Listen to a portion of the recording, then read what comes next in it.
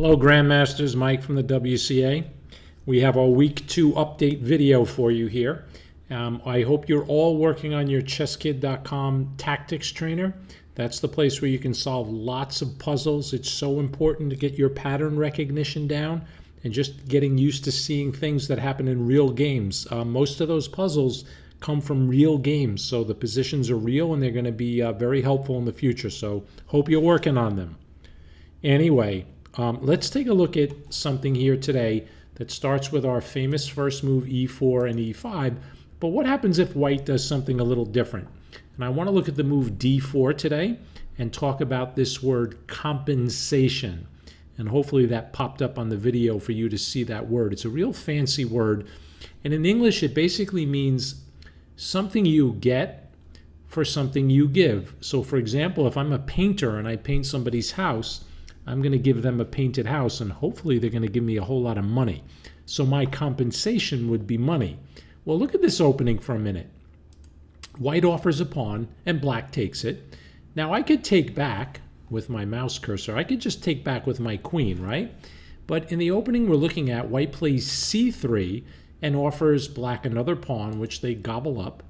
And then, rather than take that pawn on c3, they actually ignore it and play bishop c4, allowing black to take a third pawn.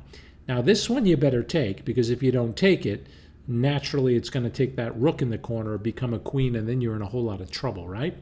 Okay, so let's take it with our bishop. Now, after we take with our bishop, we're down 2 pawns. We gave away 3, we only got back 1.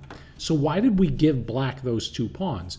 Well, it turns out, if I put a couple of highlights here, your 2 bishops are just absolute monsters here. They are so powerful that black has a hard time developing their pieces without giving you some material back. You know, for example, they have to be careful moving this bishop out, because if you move it and it's not a check, then this bishop here could take this pawn and then take the rook in the corner, and that can be really bad. So you can see that these 2 white bishops are putting a lot of pressure on black. So over the years, rather than trying to wiggle out of this, black found this really cool move d5, which gives white a chance to take a pawn back. Now, why do they give a pawn back? Because they want to start getting their pieces out quickly. So when you put this pawn on d5, it not only attacks the white bishop, but it opens up the diagonal for black's bishop. So white can take 3 different ways. If they take with the queen, that'll give black a chance to trade queens, and that's exactly what black wants, because they'll be up a pawn, and getting the queens off the board would really slow down white's attack. They could take with the pawn here, but that would block the bishop. So over the years, they found that taking with the bishop is the best move. Now, black then brings out a knight to attack the bishop, and there are 2 moves here for white that have been played a lot. One of them is this really cool move, bishop takes f7 check. Can you imagine? Now, the reason you give up your bishop is because we want to pull the black queen away from protecting the queen here, because you'll see your queen is looking right at the black queen.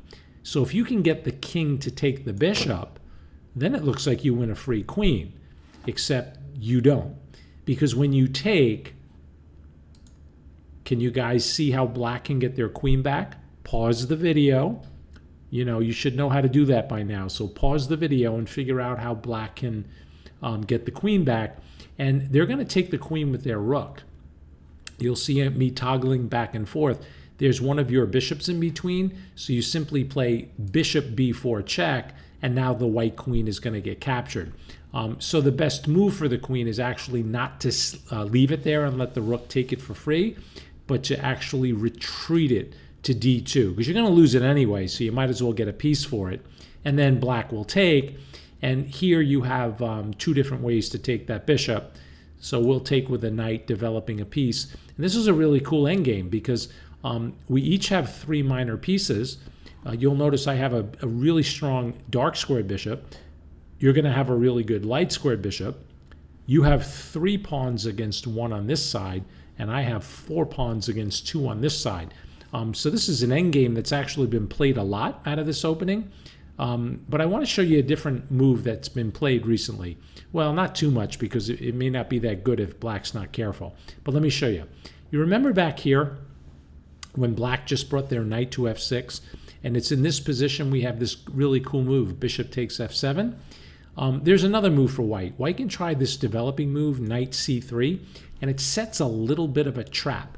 And this is what I want to show you. At the beginning of today's video, when I used the word compensation, try to remember what that means. It means you've given your partner in chess some material, but in return you have an awful lot of play. So here again, white is down one pawn now, but you see how active their pieces are? So in return for being down a pawn, they're getting a lot of play. And it turns out here, there's a little bit of a trap that white is setting. And in the game I want to show you, black fell right into it. So they took the bishop, which is not bad. White takes back, not with the queen. They don't want to trade queens. They take back with the knight. And here, the most natural thing in the world to do would be to chase this knight in the middle out. But it's a big mistake. Do you see how you can get rid of that knight? Yeah, and that's what happened in the game. Pawn c6. And I think black just expected the knight to run away, maybe trade the queens. They could bring this bishop out with check. But white found a really, really cool move. Let's see if you can find it. Pause the video and find the tactic that white has. Well, hope you found it. Knight f6 check. Wow, what a cool move.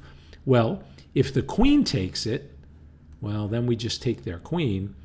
If the pawn takes it, then we have this really nice move here. We trade the queens. The king has to take, and do you see the fork that you have? Now you play bishop takes f6, and when the king gets out of check, up a little bit of material here. You can do the math yourself. That's pretty cool. But let me show you what happened in the game. I think black was so shocked when white played this check that they just decided to move their king. Well, the king went to e7, but what he missed was this really nasty check, bishop a3 check. And after bishop a3 check, how do you get out of check and save your queen at the same time? Ouch, he totally missed that. So after the check, the king said, I might as well take something, so he took the knight. White took on d8, check. You could block with your bishop, but we'll just take that for free because we're hitting that square twice, right? So the king went to g6, and now bishop takes bishop up on f8, and you can see in this position that black is losing. They don't have enough power. They don't have as much as white. So they played a move knight d7, which attacks this bishop twice, thinking they're going to win it because if you move the bishop, you'll lose your queen.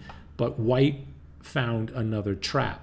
They played knight f3, totally ignoring the fact that this bishop on the top can be captured. So pause your video again and see if you can figure out what white had in store after rook takes f8.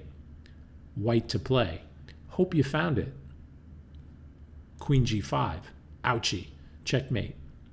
Okay, Grandmasters, I hope you liked the video. It was fun making it. I'm